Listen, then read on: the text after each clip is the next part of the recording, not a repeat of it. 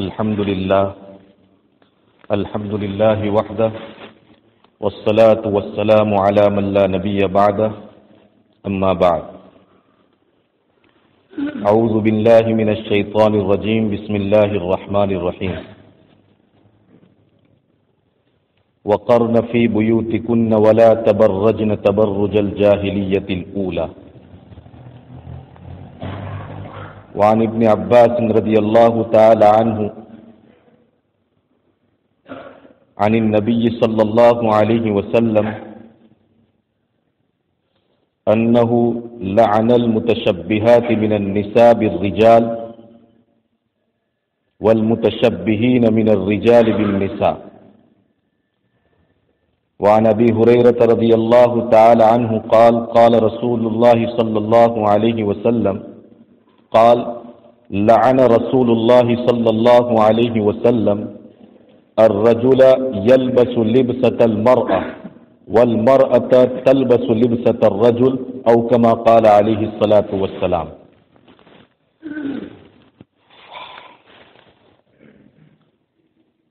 برادران اسلام، اسلام اس دنیا میں خدا کا آخری پیغام ہے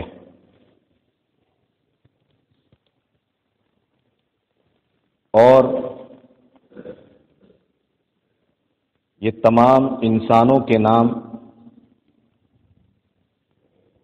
دنیا اور آخرت کی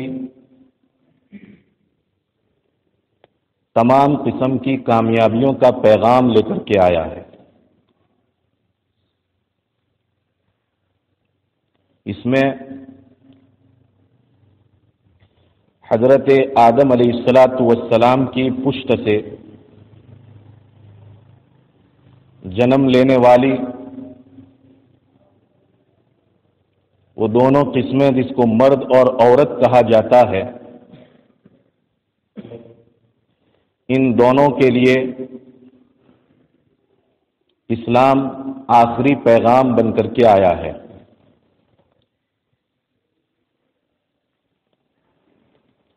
اور جہاں اسلام نے مردوں کے حقوق بیان فرمائے اور مردوں کے مقام اور مرتبے کو کھلے الفاظ میں واضح فرمایا، وہیں مذہب اسلام نے عورت کے مقام اور مرتبے کو بھی واضح فرمایا. گزشتہ جمعہ کو حضرت الاستاذ نے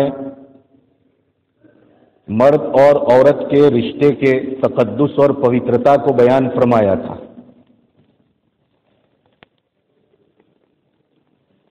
اسی سے بات کو آگے بڑھاتے ہوئے اس کے ایک دوسرے پہلو کو جو اس کے مقام، مرتبے اور اسٹیٹس کے لحاظ سے بہت ہی اہم ہے، چونکہ ہماری یہ بات جہاں آپ حضرات سن رہے ہیں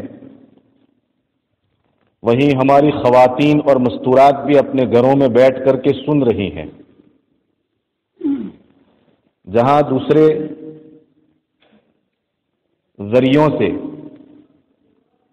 میڈیا وغیرہ کے ذریعے، ٹیلی ویژن اور سوشل میڈیا کے ذریعے وہ اس باہر کی دنیا کی وہ باتیں سنتی ہیں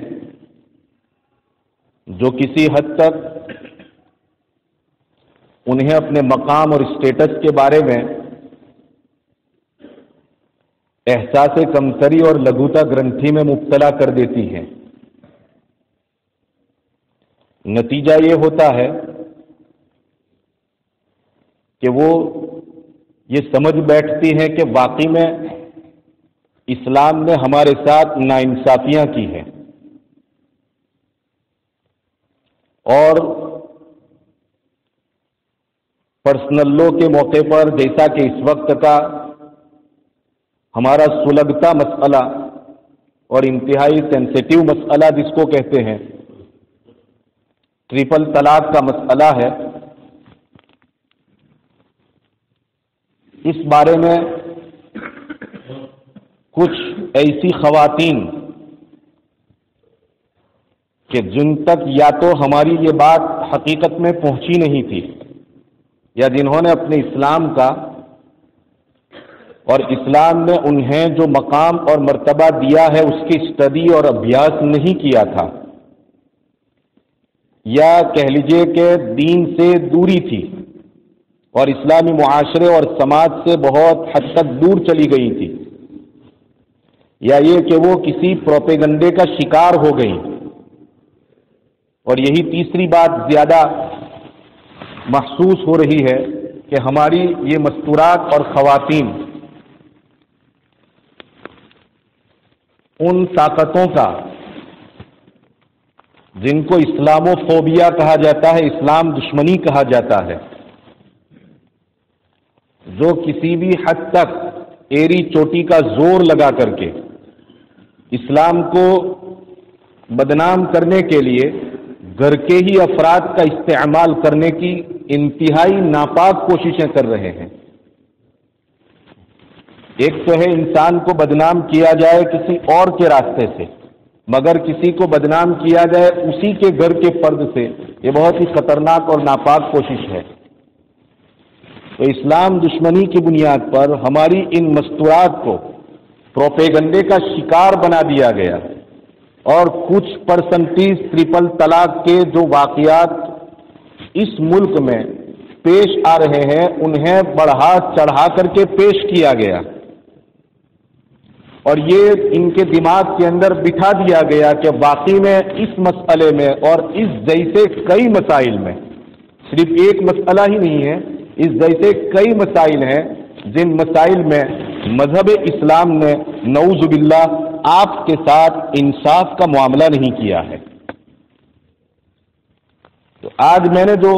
سبجیکٹ اور موضوع کا انتخاب کیا ہے نکاح کی مجلس کے عنوان سے، چونکہ نکاح کے دو ممبر جن میں سے ایک ممبر مرد ہے اور ایک عورت ہے، نکاح کے دو رکن ہے، ایک مرد ہے اور ایک عورت ہے، تو اسی دوسرے رکن سے جس کے ذریعے نکاح اور شادی رچائی جاتی ہے اور جس کے ذریعے کسی بھی سوسائٹی اور افراد کو آگے، سوسائٹی اور اس کے افراد کو آگے بڑھایا جاتا ہے، میں نے مناسب سمجھا کہ چونکہ ہماری یہ آواز وہاں تک پہنچ رہی ہے تو یہ جو مخالف آوازیں سن کر کے ہم نہیں سمجھتے ہیں کہ ایسا ہوا ہوگا، لیکن ایک امکان اور پاسبلٹی کے درجے میں کہ ایسا ہو سکتا ہے، ہم اپنی یہ آواز پہنچا کر کے ان کو ان کا اسٹیٹس اور مقام یاد دلانا چاہتے ہیں۔ بزرگوں، بہت زیادہ تفصیل میں نہیں جانا ہے، وقت ابھی بہت مختصر ہے اور اس میں موٹی موٹی سی چند باتیں کر لینی ہیں۔ اسلام نے عورت کو کیا مقام اور مرتبہ دیا اس کی ایک جھلک میں آپ کو دکھانا چاہتا ہوں، کیونکہ عورت کی کئی حیثیتیں ہیں، عورت کے کئی رول اور کردار پائے جاتے ہیں۔ آپ دیکھیں تو عورت اپنی جوانی کے مرحلے سے لے کر کے اپنی موت تک اور بڑھاپے کے مرحلے تک تین قسم کے دور سے گزرتی ہے، تین قسم کا رول اور اس کا کردار ہوا کرتا ہے۔ ایک کردار تو اس کا یہ ہے کہ وہ بحیثیت ماں کے معاشرے کے اندر دیکھی جاتی ہے، اس کو ایک زمانہ اس کے اوپر ایسا گزرتا ہے کہ اس کو ماں کا کردار ادا کرنا پڑتا ہے، ماں کا رول ادا کرنا پڑتا ہے۔ اگر وہ ماں کی حیثیت سے ہیں تو ہم یہ بات پوری گارنٹی کے ساتھ کہہ رہے ہیں کہ مذہب اسلام نے اس عورت کو ماں کی حیثیت سے جو مقام اور مرتبہ عطا فرمایا ہے اور جو اسٹیٹس عطا فرمایا ہے، دنیا کے کسی بھی مذہب اور ریلیجیس کو آپ اٹھا کر کے دیکھیں تو اتنی بڑی حیثیت مذہب اسلام نے جو دی ہے کسی مذہب کے اندر دور دراز تک کی اسٹڈی کے باوجود بھی ہمیں نظر نہیں آ رہی ہے۔ قرآن کی زبردست آیت کریمہ جہاں خالق کائنات میرا اور آپ کے پروردگار نے انسانوں کو اپنی ربوبیت کی طرف متوجہ کیا اور اپنے خالق ہونے کو یاد دلایا ہے، اپنے پروردگار اور پالنہار ہونے کو یاد دلایا ہے، وہاں کسی کو یاد نہیں فرمایا، اگر یاد فرمایا تو ماں باپ کو یاد فرمایا۔ اور ماں باپ میں بھی آپ دیکھیں جب بھی ہم پروناؤنسنگ اس کا کرتے ہیں تو پہلے نمبر پر ماں کا لفظ استعمال کیا جاتا ہے اور دوسرے ہی نمبر کے اوپر باپ کا لفظ استعمال کیا جاتا ہے۔ اور قرآن نے اس بات کو بیان فرمایا وَبِالْوَالِدَيْنِ احسان، اپنے ماں باپ کے ساتھ بھلائی کا معاملہ کرو۔ پھر فرمایا کہ جب یہ ماں اپنے مرحلوں سے گزرتی عمر کے اس مرحلے کے اوپر پہنچ جاتی ہے کہ ایک جانب میں وہ بوڑھی ہو جاتی ہے تو دوسری جانب میں اس کے سامنے اس کا بیٹا جوان ہوتا ہے۔ ایک جانب میں یہ بوڑھی ہو رہی ہے اور دوسری جانب میں اس کا بیٹا جوان ہو رہا ہے۔ خالق کائنات جو نیچرل کو پیدا کرنے والا ہے، جو پرکرتی کا بنانے والا ہے، اس کو یہ بات معلوم تھی کہ یہ جب لمبا ترنگا انسان بن جائے گا اور جب 18 سال کی عمر جس کو ہم پختہ وہی کہتے ہیں اس سے آگے بڑھ جائے گا تو اس کے اندر ایک صفت پیدا ہوتی ہے جو انتہائی ایموشنلی صفت کہی جاتی ہے، جس کو جذباتیات کہا جاتا ہے۔ یہ بھڑک اٹھے گا اور اس موقع کے اوپر یہ اس کی اپنی کمزور ماں کا وہ احترام نہیں کر پائے گا جس احترام کی اس مرحلے کے اندر اس کو ضرورت ہوا کرتی ہے۔ تو قرآن نے اس موقع کو سامنے رکھ کر کے اس بوڑھی ماں کا خیال رکھ کر کے فرمایا وَلَا تَقُلْ لَهُمَا اُفٍّ وَلَا تَنْهَرْهُمَا، اس کو اف تک مت کہو۔ چاہے تمہیں اپنے جذبات کی قربانی دینی ہو تو دے دیجئے، چاہے تمہارا دنیاوی اعتبار سے تھوڑا بہت نقصان ہوتا ہو تو اس کو برداشت کر لیجئے، لیکن اس مرحلے پر آ کر کے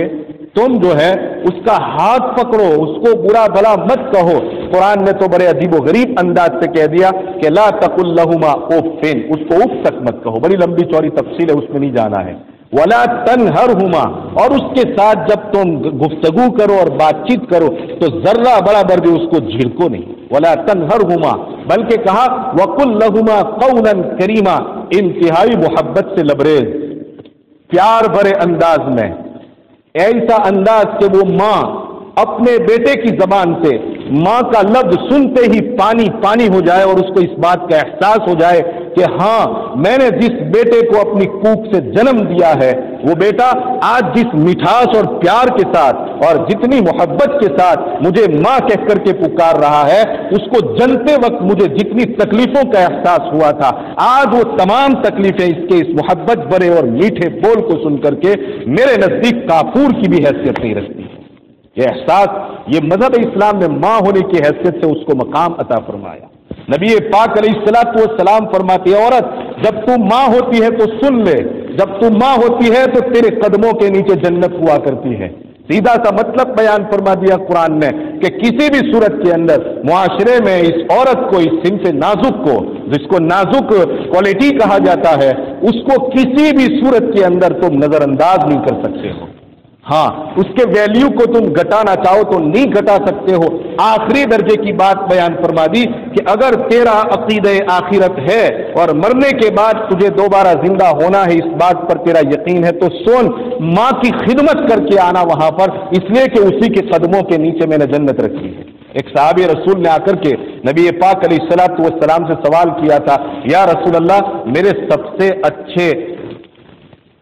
ویوہار کا، میرے حسن سلوک کا سب سے زیادہ اور پہلا حقدار کون ہے؟ آپ علیہ الصلوۃ والسلام نے فرمایا تیری ماں۔ پھر سوال کیا کہ اور کون؟ فرمایا تیری ماں۔ پھر سوال کیا کہ کون؟ فرمایا تیری ماں۔ تین مرتبہ آپ علیہ الصلوۃ والسلام سے جب یہ سوال کیا گیا، تینوں مرتبہ آپ علیہ الصلوۃ والسلام نے عورت ہی کا نام لیا اور چوتھی مرتبہ میں کہا کہ تیرا باپ۔ عورت جب ماں کی حیثیت سے ہوتی ہے تو اس کو یہ مقام عطا فرمائے۔ عورت جب بیٹی کی حیثیت سے ہوتی ہے،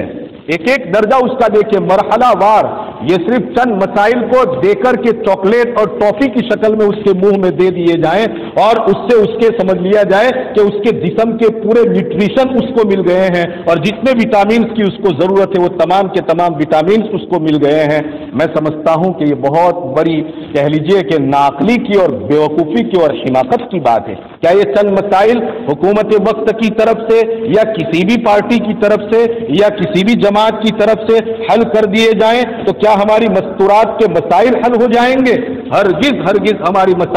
مستورات کے مسائل حل نہیں ہوتے ہیں، اس لیے کہ ہماری مستورات اور خواتین کے مسائل کا سلسلہ تو ان کے بچپن سے شروع ہوتا ہے اور 55 پر جا کر کے ختم ہو رہا ہے۔ مذہب اسلام نے ہر مرحلے کو سامنے رکھ کر کے اس کو کہا، اگر وہ بیٹی کی حیثیت سے ہیں، نبی پاک علیہ الصلوۃ والسلام کا ارشاد گرامی ہے، آپ فرماتے ہیں اس بیٹی کی بنیاد پر اگر تجھے تکلیف اٹھانی پڑی، تجھے صبر کرنا پڑا اور تو نے اس کی بہترین تربیت عطا فرمائی تو جا، میں محمد اس بات کی ضمانت اور گارنٹی لیتا ہوں کہ تیرے اور جہنم کے درمیان میں یہ بیٹی ایک آڑ اور پردے کی حیثیت سے کھڑی ہو جائے گی۔ اتنا ہی نہیں، نبی پاک علیہ الصلوۃ والسلام تو فرماتے ہیں ایک روایت کے مطابق کہ اگر کسی انسان نے اپنی 3 بیٹیوں کی پرورش کی یا کسی نے اگر 2 بیٹیوں کی پرورش کی، ایک بیٹی کی پرورش کی، سمجھ میں آیا، ایک بیٹی کی پرورش کرے، 2 کی پرورش کرے، 3 کی پرورش کرے، ان کی ٹھیک سے دیکھ بھال کرے، ان کی تعلیم کا نظم و نسق کریں، آپ علیہ الصلوۃ والسلام فرماتے ہیں کہ یہ آدمی جنتی ہے، یہ سیدھا جنت کے اندر چلا جائے گا۔ عورت جب بیٹی کی حیثیت سے ہے تو اس کو اتنا اونچا مقام عطا فرمایا ہے۔ آؤ آپ آگے بڑھیں، عورت جب جو ہے کسی کی بیوی کی حیثیت اختیار کر لیتی ہے، جو آج کی مجلس کا ہمارا خاص موضوع بھی ہے اور اسی پر مجھے بات بھی کرنی ہے، جب عورت کسی کی بیوی کی حیثیت اختیار کر لیتی ہے، وہ دامپتیہ جیون کے اندر آ کر کے کسی کا پتنیتو دھارن کر لیتی ہے، تو اس صورت میں مذہب اسلام نے اس کو جو اسٹیٹس عطا فرمایا ہے، کسی مذہب میں یہ بات گارنٹی کے ساتھ کہی جا سکتی ہے، کسی مذہب نے وہ مقام عطا نہیں فرمایا، بلکہ آپ علیہ الصلوۃ والسلام نے ارشاد فرمایا خیر متاع الدنیا المرأۃ الصالحۃ، دنیا کا سروشریشٹھ سامان اگر کوئی ہو سکتا ہے، دنیا کی اگر کوئی بہترین چیز ہو سکتی ہے، کوئی چیز نہیں، تمہاری تجارت کی کوئی حیثیت نہیں، تمہارے کاروبار کی کوئی حیثیت نہیں، تمہاری تعمیرات کی کوئی حیثیت نہیں، تمہارے علم اور نالج کی اس مقام کے اوپر کوئی حیثیت نہیں۔ قرآن نبی پاک علیہ الصلوۃ والسلام فرماتے ہیں متاع الدنیا، دنیا کے ساز و سامان کے اندر اور دنیا کی چیزوں کے اندر سروشریشٹھ اور بہترین اگر کوئی چیز ہے تو وہ کون ہے؟ المرأۃ الصالحہ، کسی انسان کو ایک نیک بیوی مل جائے، یہ پتنی ہونے کے اعتبار سے، بیوی ہونے کے اعتبار سے اس کو اتنا اعلیٰ اور اتنا اونچا مقام عطا فرمایا ہے۔ آپ سننا چاہیں تو میں اور روایتیں بھی اس سلسلے میں سنا سکتا ہوں۔ آپ علیہ الصلوۃ والسلام نے کتنا بڑا اور کتنا کہہ لیجیے کہ اونچا جملہ ارشاد فرمایا تھا، کسی کے بارے میں یہ بات بیان نہیں فرمائی۔ حسنین بھی موجود ہے آپ علیہ الصلوۃ والسلام کے سامنے، اپنے نواسے بھی موجود ہے، ہر ایک موجود ہے، ہاں پروشوں میں سے جس کو ہم مردوں میں سے کہتے ہیں وہ سب موجود ہے، لیکن یہ جملے اسپیشل نبوت کی زبان سے اگر نکلے ہیں تو صرف اور صرف میری ماں اور بہن کے لیے نکلے ہیں، کسی اور کے لیے نہیں۔ فرمایا آپ علیہ الصلوۃ والسلام نے خیرکم خیرکم لأہلہ، تم میں کا بہترین انسان اگر کوئی ہو سکتا ہے تو وہ وہی انسان ہو سکتا ہے جو اپنی عورت کے ساتھ اچھا سلوک کرے۔ یہ سمجھایا جا رہا ہے کہ عورت اتنا مقام اور مرتبہ رکھتی ہے کہ وہ جب کسی مرد کے نکاح میں آ جاتی ہیں تو پھر اس کے اوپر یہ بات لازم اور واجب ہو جاتی ہے، یہ بات لازم اور واجب ہو جاتی ہے، یہ بات لازم اور واجب ہو جاتی ہے کہ تو اس کے سامنے اپنے اچھے سے اچھے سلوک کا مظاہرہ کرے۔ یہاں کبھی ٹکراؤ پیدا ہوتا ہے، ایک جانب میں ایک مرد کی بیوی ہے اور دوسری جانب میں اسی مرد کی ماں ہے، اور دونوں طرف اگر دیکھا جائے تو ماں کا بھی ایک مقام ہے اور ایک جانب میں اس کی بیوی کا بھی ایک مقام ہے۔ صحیح مرد اسی کو کہا جاتا ہے اور صحیح اور بہترین شوہر اسی کو کہا جاتا ہے کہ ماں کو ماں کی حیثیت دے دیا کرے اور بیوی کو بیوی کی حیثیت دے دے۔ کہیں ماں کی بنیاد کے اوپر بیوی کے ساتھ اگر ظلم اور زیادتی ہو جاتی ہے تو یاد رکھے فَإِنَّهُ عَوَانٌ، یہ تو تمہارے پاس اللہ تبارک و تعالیٰ نے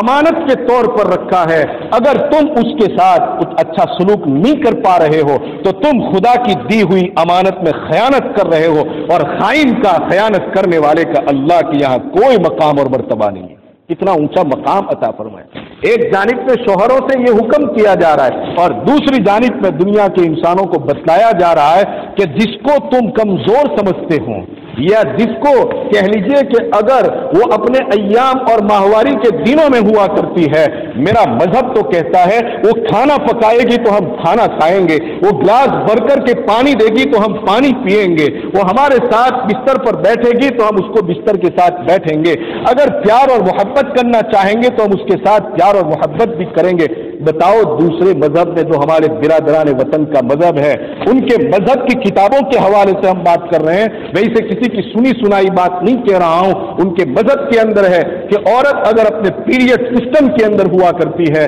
और माहवारी के अंदर हुआ करती है, उसके हाथ का खाना नहीं खाया जाता है, उसके हाथ से दिए हुए गिलास का पानी किसी को नहीं दिया जा रहा है। मैं अपील करता हूं बिरादरान वतन की मेजोरिटी से कि अगर तुम अपनी पार्लियामेंट में बैठ करके औरतों को हुकूक देना चाहते हो, औरतों के मकाम और मर्तबे को बढ़ाना चाहते हो, तो जनाब आप अपनी मेजोरिटी की उन मस्तूरात को जो आपके घरों के अंदर इस तरह से होती है, उनके कमरे तक बदल दिए जाते हैं।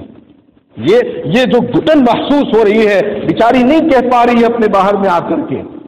बाहर आकर के इस बात का वो बरसरे आप इजहार नहीं कर पाती है। हमारे मजहब ने तो उसको इतना ऊंचा मकाम अता फरमाया है कि नापाकी है अपनी जगह के ऊपर, कुछ इबादतों से उसको रोक दिया जाएगा और मर्द और औरत के उस आखिरी दर्जे का जो मिलाप होता है उससे रोक दिया जाएगा। वो कुछ वजूहात की बुनियाद के ऊपर, उसकी साइंटिफिक वजूहात भी है और उसकी लॉजिकली वजूहात भी पाई जाती है, अकली वजह भी उसके अंदर पाई जाती है, हर एतबार से आप देखें तो वो वजह पाई जाती, मगर दूसरे किसी मरहले के अंदर उस औरत को हमने नापाक तस्लीम ही नहीं किया।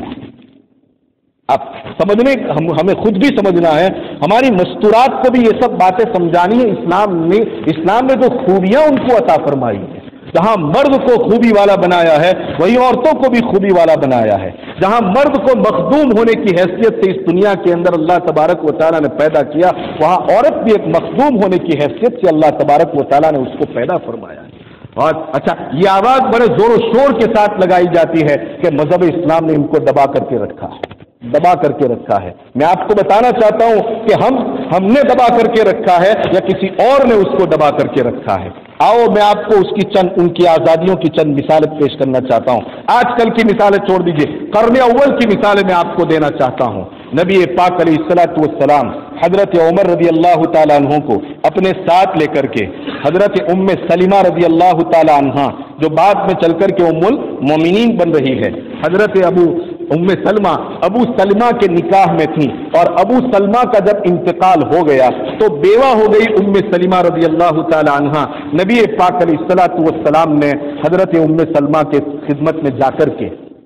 नबूवत उनकी खिदमत में पहुंच रही है और हजरत उमर रदी अल्लाह ताला अन्हु गालिबन साथ में है या बाद में साथ में हुए, जाकर के अपने निकाह का पैगाम पेश करते हैं आप अलैहिस्सलातु वस्सलाम। अब आप जरा समझिए कौन जा रहा है,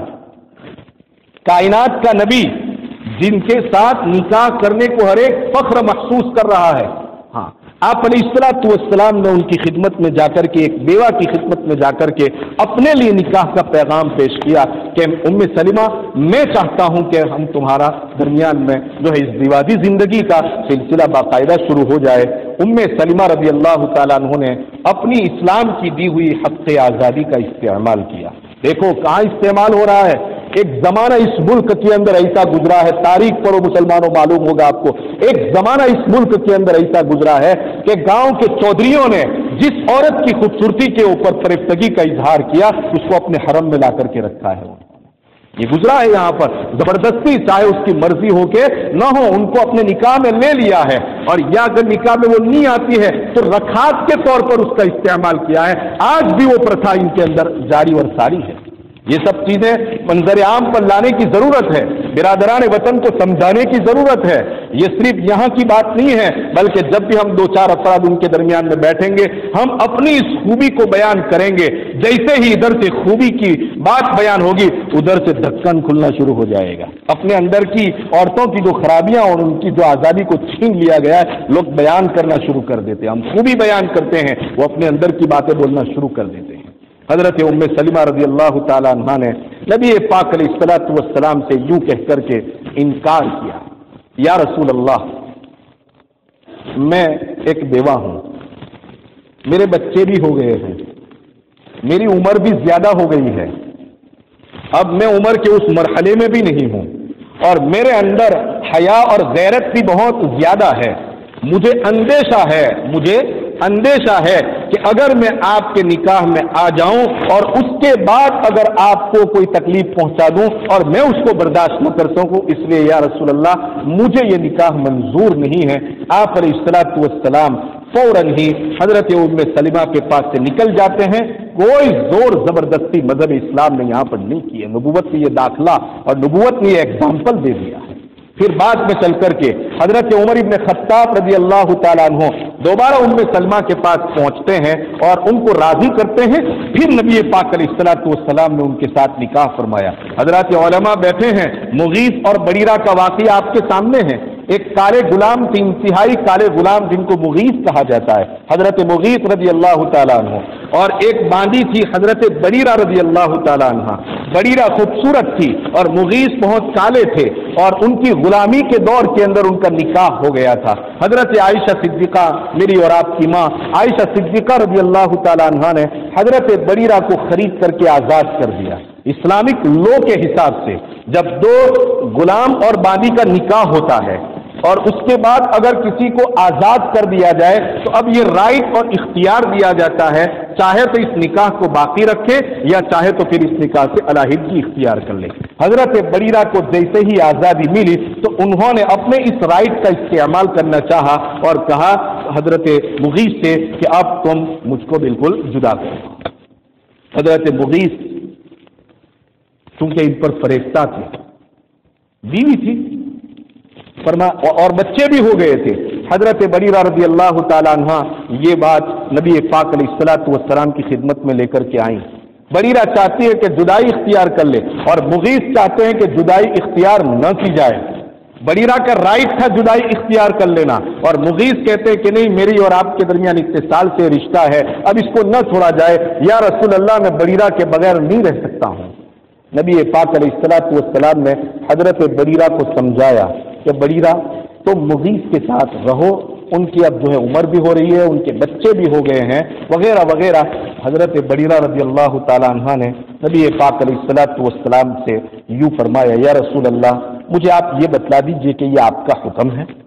اگر آپ کا حکم ہے تو سر آنکھوں پر، کیونکہ میں نبوت کے حکم کو ٹھکرا نہیں سکتی ہوں۔ اگر آپ کا حکم ہے تو سر آنکھوں پر مجھے یہ رشتہ منظور ہے، لیکن اگر آپ کا حکم نہیں اور آپ کا مشورہ ہے تو پھر مجھے اپنا اختیار استعمال کرنے دیجئے۔ اللہ کے رسول صلی اللہ علیہ وسلم نے فرمایا اسلام میں کوئی زور زبردستی نہیں ہے بریرہ، یہ تو میرا مشورہ ہے، اگر آپ مانو تو، ورنہ آپ کو پورا اختیار ہے۔ حضرت بریرہ نے اپنی آزادی کا بھرپور اختیار کر کے حضرت مغیث سے اپنے رشتے کو توڑ دیا۔ آپ دیکھیں ایسے کئی واقعات آپ کو مل سکتے ہیں، اس لیے مذہب اسلام نے عورت کو جو مقام اور مرتبہ عطا فرمایا ہے، میں سمجھتا ہوں کہ اتنی آزادی کسی اور مذہب میں نہیں دی ہے، لیکن چونکہ عورت ایک دنیا کی اور آخرت کی کہہ لیجیے کہ حسین ترین چیز ہے، ہاں دنیا کی اور آخرت کی حسین ترین مخلوق ہے عورت، اور جتنا حسن اور خوبصورتی اس کے اندر پائی جاتی ہے، اس چیز کے استعمال کا اور اس چیز کو سنبھالنے کا طریقہ بھی اتنا ہی اہم ہوا کرتا ہے۔ خالق کائنات نے اور فطرت نے جب اس نیچر کو پیدا کیا تو اس نیچر کو سنبھالنے کے طریقے بھی بیان فرمائے ہیں۔ بس یہی کچھ طریقے ہیں جن طریقوں کو اگر انسان اختیار کرتا ہے تبھی جا کر کے اس عورت کا صحیح معنی میں ہم حق ادا کر رہے ہیں، ورنہ اس کا حق ادا نہیں ہو رہا ہے۔ انہی طریقوں میں سے بس ایک بات کہہ کر کے اپنی بات کو ختم کر دیتا ہوں، مرد کو چاہیے جیسا کہ میں ہر جگہ پر یہ بات کہتا ہوں کہ اپنی آنے والی بیوی کا نمبر 1 اچھا نام رکھے، اور نمبر 2 آنے والی بیوی کے ساتھ محبت کا اظہار کرے، اور نمبر 3 آنے والی بیوی کے لیے اپنی زیب و زینت کو اختیار کرے، اچھا لباس پہنے۔ نبی پاک علیہ الصلوۃ والسلام سفر سے جب واپس آتے تھے تو گھر پہنچنے سے پہلے 2 کاموں کو بہت اچھی طرح سے کر لیا کرتے تھے۔ آپ نمبر 1 مسواک فرماتے تھے تاکہ گھر پہنچنے سے پہلے منہ کی بدبو کو صاف کر دیا جائے، اور نمبر 2 آپ علیہ الصلوۃ والسلام خوشبو کو پسند فرماتے تھے अच्छी से अच्छी खुशबू का इस्तेमाल जो भी मुयस्सर होती थी फरमा लिया करते थे और घर पहुंचते थे, और जो भी अपना लिबास होता था उस लिबास को ज़ैब-ए-तन फरमाते थे। ये दलील है इस बात की कि जहां मर्द एक औरत से इस बात की चाहत और ख्वाहिश रखता है कि मेरी बीवी मेरे सामने ज़ैब-ओ-ज़ीनत इख्तियार करे, खूबसूरत बन करके रहे, और वो अच्छी तरह से कि देख करके इंसान का दिल लुभाए और जो है उसको इत्मीनान और सुरूर मुयस्सर हो, तो याद रखो तख्लीकी तौर पर और नेचुरली तौर पर औरत की भी ये ख्वाहिश अल्लाह तबारक व तआला ने रखी है कि मेरा मियाँ भी मेरे सामने जरा खूबसूरत नजर आना चाहिए, मेरा मियाँ भी मेरे सामने एक अच्छे लिबास वाला होना चाहिए, उसका मुंह भी साफ होना चाहिए, उसके मुंह से किसी भी किस्म की तंबाकू की, बीड़ी की या प्याज की, लहसुन की, इन सब चीजों की बदबू न आनी चाहिए। यह औरत का फितरी और नेचुरली राइट है, और इस राइट से महरूम करने की बुनियाद के ऊपर मर्द और औरत के दरमियान में जिस इज़्दिवाजी